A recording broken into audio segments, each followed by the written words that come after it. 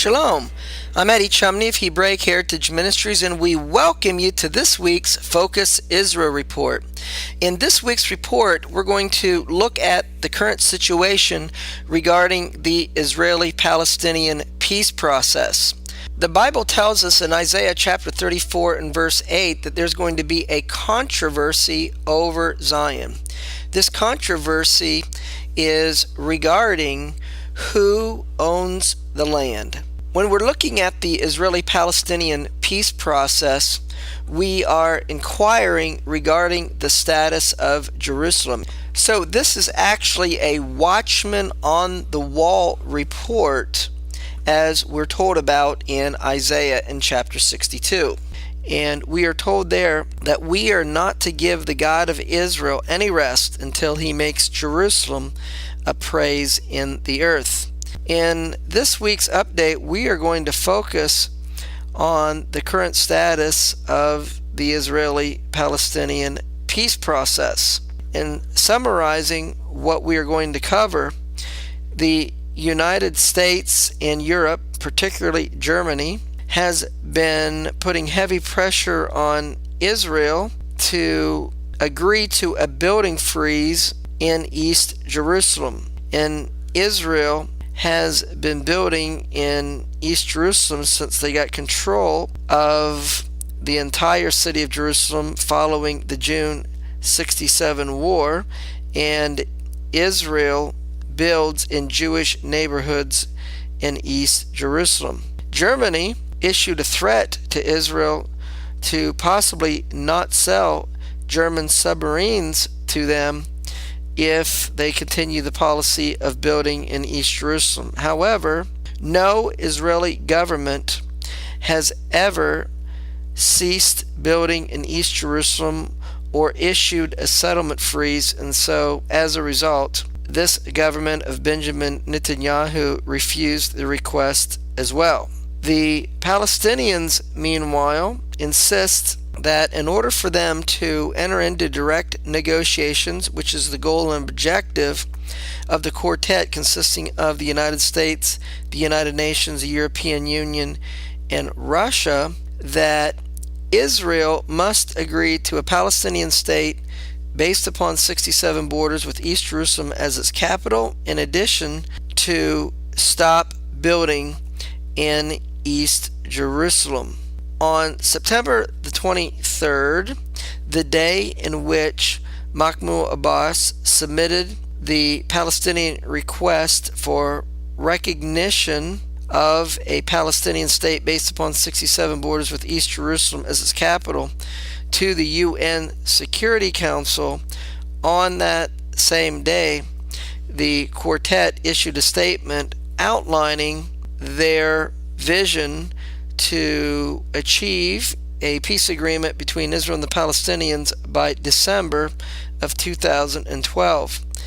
In outlining the time frame in which this stated objective would be achieved, the quartet desired that within a month, that would be by October the 23rd, that they would be able to get Israel and the Palestinians to agree to direct negotiations, and then in 3 months that both sides would submit their proposals for borders and security. The details of that would be worked out in 6 months, and then the ultimate final comprehensive agreement by December of 2012. So the quartet was unsuccessful in getting Israel and the Palestinians to agree to direct talks in this 1 month time frame, given that October the 23rd has already passed. But the quartet was successful in getting both sides to agree to submit their own proposals for borders and security within 3 months. So this is a summary of what we're going to be covering in this week's articles. To begin with, from October the 27th, the JerusalemPost.com, the headline is, Israel denies a U.S. request for a settlement freeze in East Jerusalem. Israel denied a request by the United States on Thursday to temporarily freeze settlement construction in order to promote peace talks with the Palestinians. In a meeting with Interior Minister Eli Yishai of the Shah's Party in Israel, that's a Sephardic Orthodox Jewish party, U.S. Ambassador Dan Shapiro requested the freeze, a repeated Palestinian precondition for negotiations, in order to booster political goodwill as the United States tries to counter Palestinian efforts to seek full UN membership. Shapiro promised that the United States would veto such efforts regardless of Israel's decision on settlements.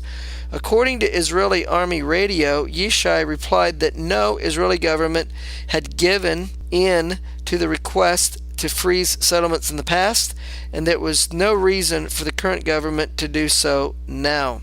Next article from ynetnews.com, October the 26th. The headline reads, Israel may lose German submarine deal.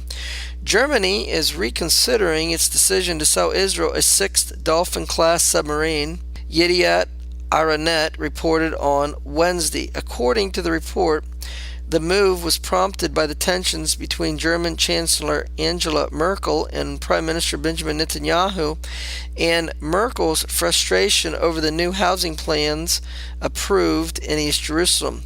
Top political sources said that Merkel was irked with Netanyahu, who gave her the impression that he would be willing to suspend settlement expansion in order to push the Israeli-Palestinian peace talks.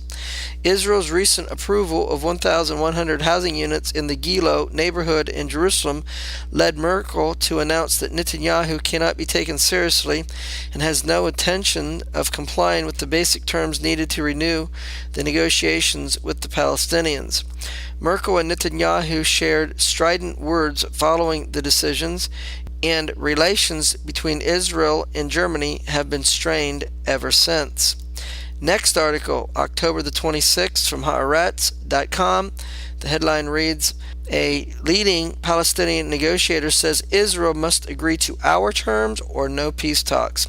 Palestinian officials expressed pessimism on Wednesday that scheduled meetings with representatives of the Middle East Quartet of international mediators would see Israel-Palestinian direct peace talks get underway.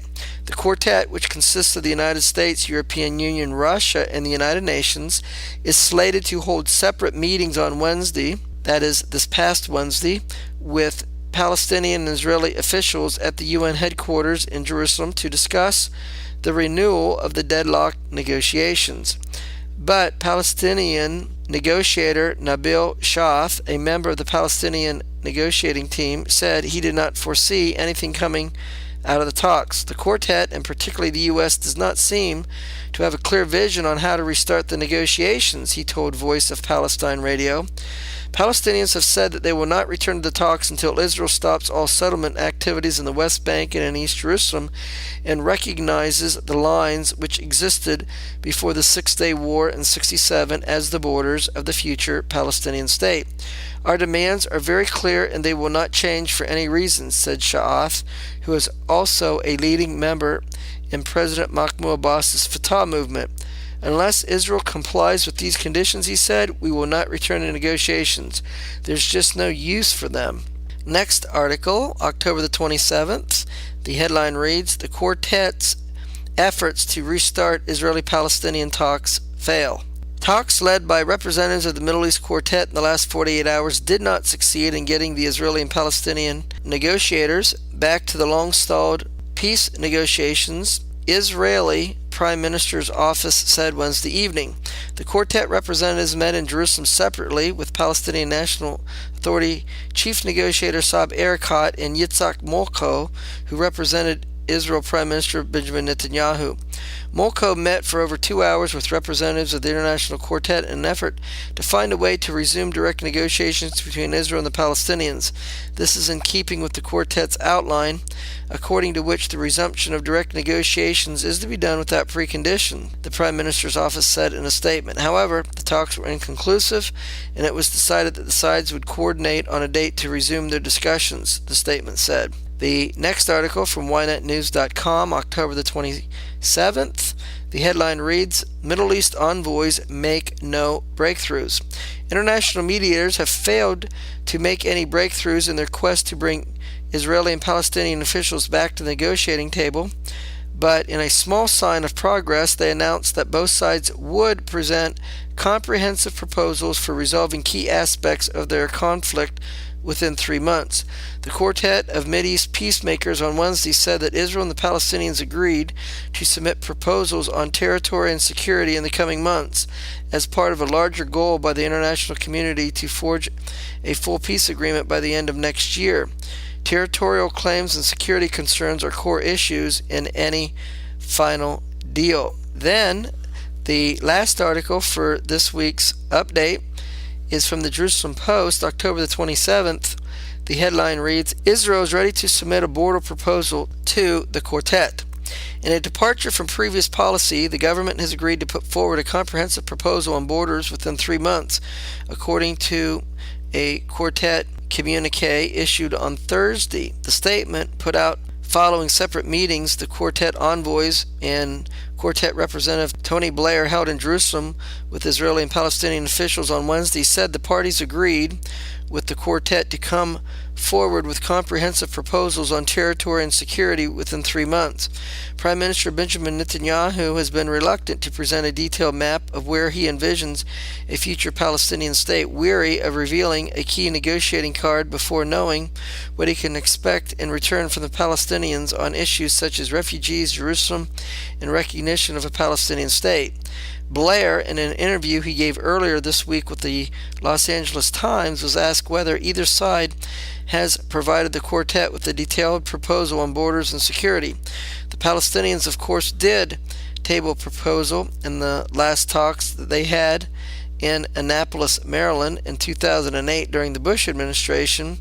They were detailed significant proposals on borders, at least, in and around land swaps.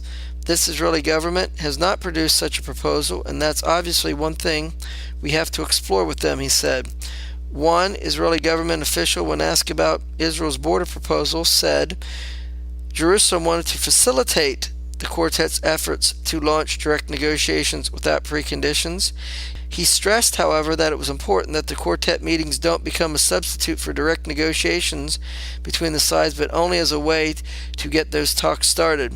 Blair explained in his interview that the Quartet was trying to get detailed proposals from Israel and the Palestinians on borders and security to gauge how wide the gaps were and whether there was a basis for negotiations between the two sides.